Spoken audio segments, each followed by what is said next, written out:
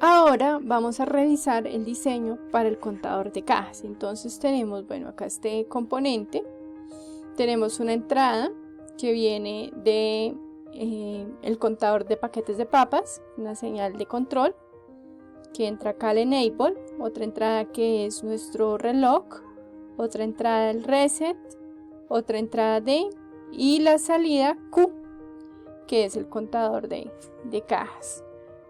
Bueno, entonces ya tenemos claro cuáles son las entradas y las salidas. Vamos a revisar la descripción. Contador de cajas, tenemos el reset del contador de cajas, el enable y la salida del contador de cajas. Bueno, entonces vamos a revisar la descripción. Acá empieza la arquitectura, tenemos estas señales internas, el D de cajas, el Q de cajas, y su tamaño debe ser igual al tamaño que tenemos a la salida del contador, ¿no? Estas señales internas deben tener ese mismo tamaño. Bueno, ustedes ya determinarán el número de bits que debe tener. Bueno, para este caso le dejé 3 bits. Ahora, vamos aquí a escribir la estructura, lo mismo que en el contador anterior, un flip-flop tipo D con enable, y luego venimos acá y en la línea 34 se hace la descripción que define cómo está funcionando el contador, que simplemente es un contador de forma ascendente, ¿sí? Entonces acá le estamos indicando que sume 1 a medida que va recibiendo una señal. Y bueno, acá asígnele lo que está en Q a la salida del contador.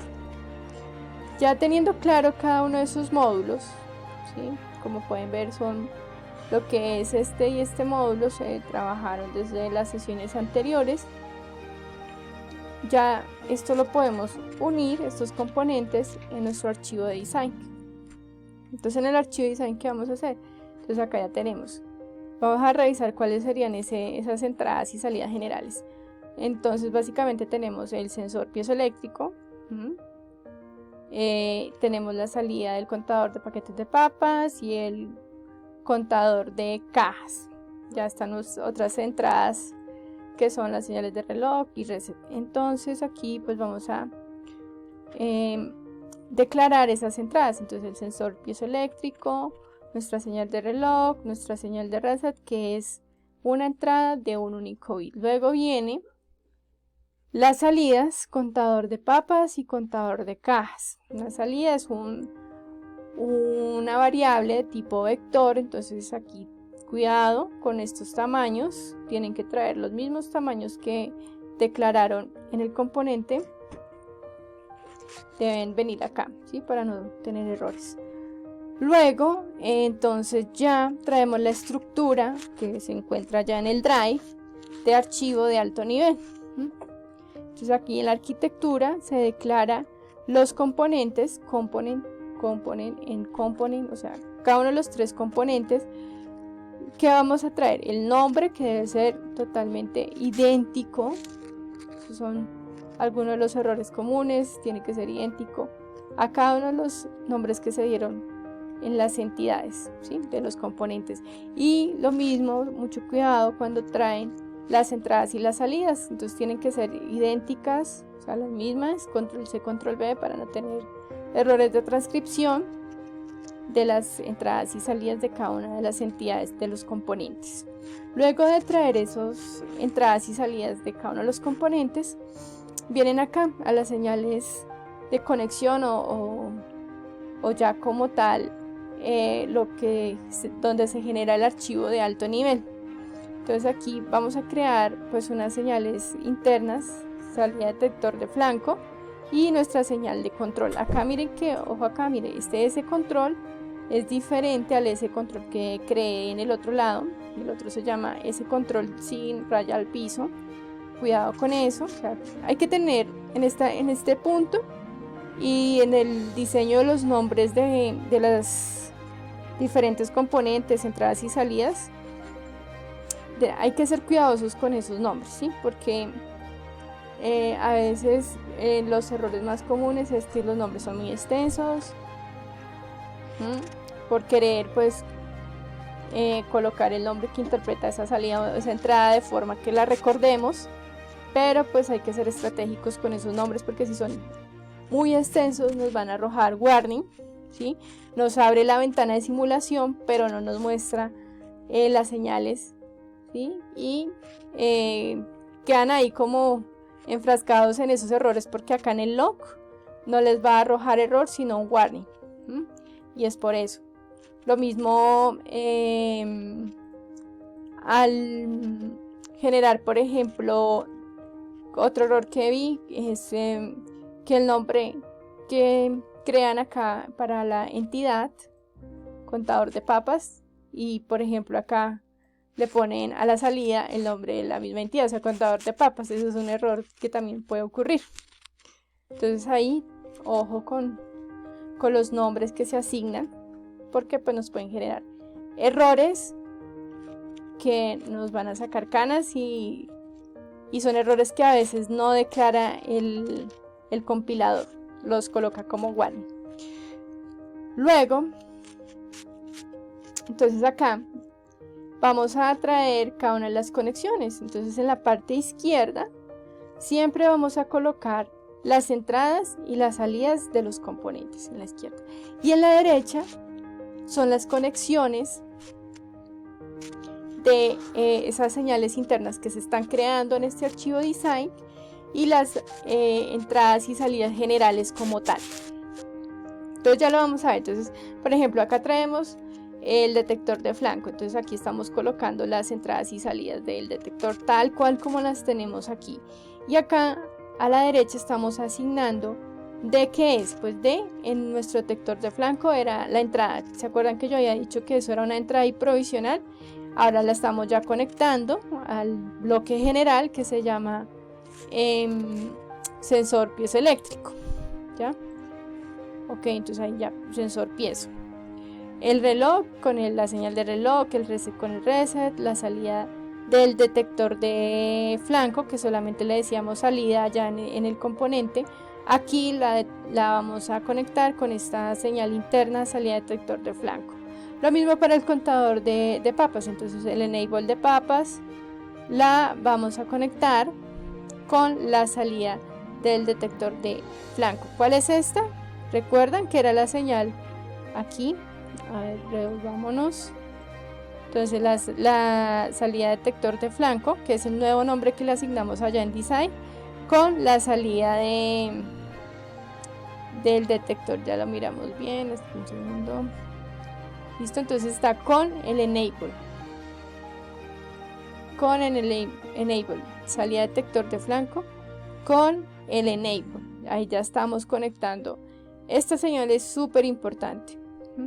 ¿Por qué? Porque estamos conectando el módulo o el componente detector de flanco con el componente de contador de paquetes. Ya, esta señal. Luego viene pues el reset con el reset, la señal de control. Entonces recuerden, aquí nuevamente devolvámonos para nuestro diagrama. Señal de control, ¿se acuerdan que acá venía esta señal naranjita que sale del contador de paquetes? Hay que unirla con esta señal acá del enable. Entonces a ver qué pasa. A ver qué pasa, cómo la estamos uniendo acá. Entonces estamos diciendo la señal de control con la señal interna ese control del archivo de design. Un segundito, todavía no la estamos conectando con el contador de caja. ¿Listo? Entonces luego viene salida de papas con contador de papas. Entonces salida de papas es el nombre que trae allá el contador y lo colocamos al bloque general. Luego viene el contador de cajas. Entonces lo mismo, el reset del contador con el reset de todo el sistema, el enable del contador con la señal de control. Entonces acá ya en este punto si unimos, ahí estamos uniendo el enable del contador con la señal de control de papas. Ahí esa señal es importante para unir este bloque, el módulo del contador de paquetes con el contador de papas. Ok, entonces esta señal es la que está uniendo todo el sistema, o sea, no todo el sistema, esos dos módulos con esa señal de control que es indispensable para poder activar el contador. ¿Listo? y ya pues finalmente la salida del contador de cajas con la salida general del bloque contador de cajas. Listo, y ahí ya queda unido. Entonces esa última señal, ¿cuál fue? Para que no se nos vaya aquí, esta señal de aquí, lo que teníamos de salida declarado aquí en este componente con la salida general del bloque, ya viéndolo como una caja negra.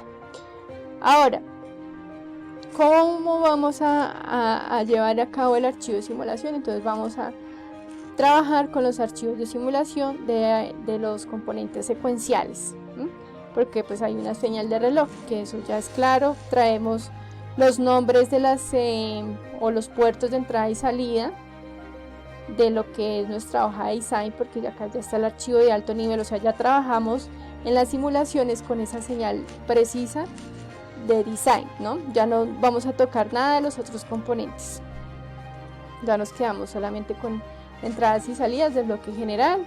Declaramos acá lo mismo, las señales, aquí los apuntadores de cada una de las entradas y las salidas. Acá tenemos el reloj, acá ya está el reloj funcionando, y simplemente, ¿qué vamos a excitar? La entrada y la salida del sistema, o sea, el sensor piezoeléctrico. Vamos a poner unos y ceros, ustedes ya juegan con eso. Un segundito que acá falló posiblemente porque llevamos mucho tiempo. Bueno, aquí ya nos abrió la simulación, entonces revisemos nuevamente. Vamos a correr.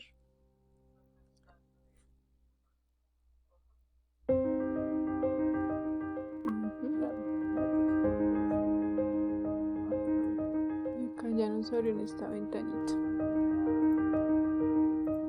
Listo. Aquí la vamos a ajustar. ¿Cierto? Le vamos a hacer zoom. O lo alejamos para tomar las impresiones de pantalla. Entonces, ¿qué estamos viendo? Estamos viendo los unos y los ceros del sensor piezoeléctrico. Luego viene aquí la señal de reloj. Mire que en el piezoeléctrico caen varios ciclos de reloj. Y las salidas, que es lo que nos interesa. Entonces acá va el contador de cajas, 1, 2, 3, 4, 5. Y el contador de papas de forma regresiva. C, A, 8, 6, 4, 2, 0. Y ahí en 0 nuevamente se reinicia. ¿Okay? Bueno, por ejemplo, nos falta ver la señal de control, que no la había. Este control. Listo.